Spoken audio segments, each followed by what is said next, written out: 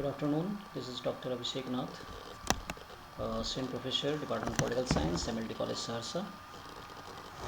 Today, I am going to discuss about how to prepare for PET exams. That means PhD eligibility tests conducted by various universities for taking students in PhD programs.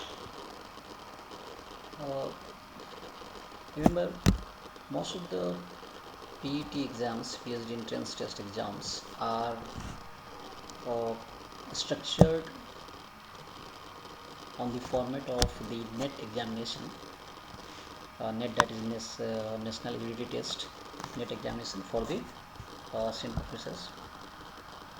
So in that, you have one section of teaching abilities exam that may be that are mostly objective multiple choice questions that you can easily crack uh, if you see last 5 or 10 years of that question bank.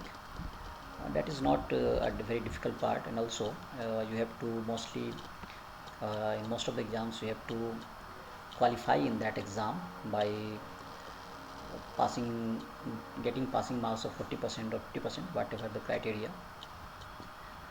The next part um, is about the subject in which you are appearing for the PhD test, and that part is comprised of objectives as well as subjective questions.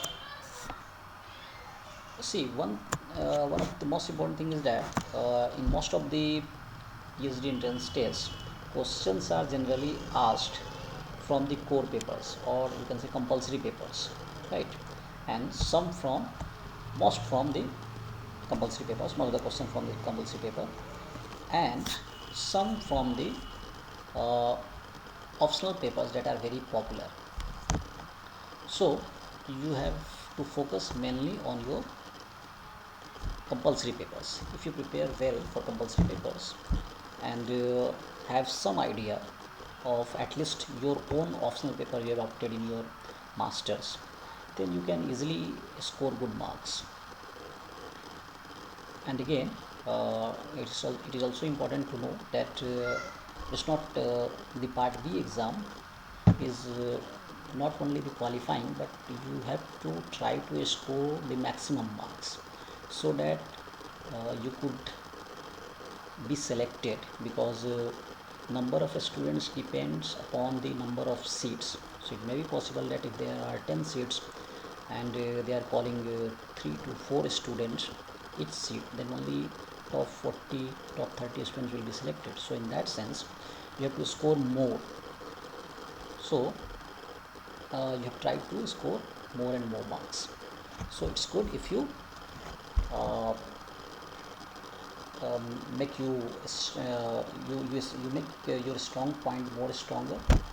In that sense, you have to focus on compulsory paper, and then some of the optional papers uh, in which uh, you can divide into two categories: one that you have opted in your masters, and some others that are also important though you have not opted. So you can see the readings of that options also. And again, the part B exam is mostly comprised of objective questions as well as subjective questions. So you have to practice examination in that format. So you may be asked to write a 200 500 words answer, or maybe a long answer also, depending upon the various universities examination pattern. So this is the broader framework of PhD entrance test. And if you have prepared for NET examination, you are pretty much well balanced to prepare this exam also. Important thing is that PhD entrance tests have the subjective questions also, that is actually to test your uh, research ability, how much you can how analytically you can write. Your research intent will be will be analyzed. So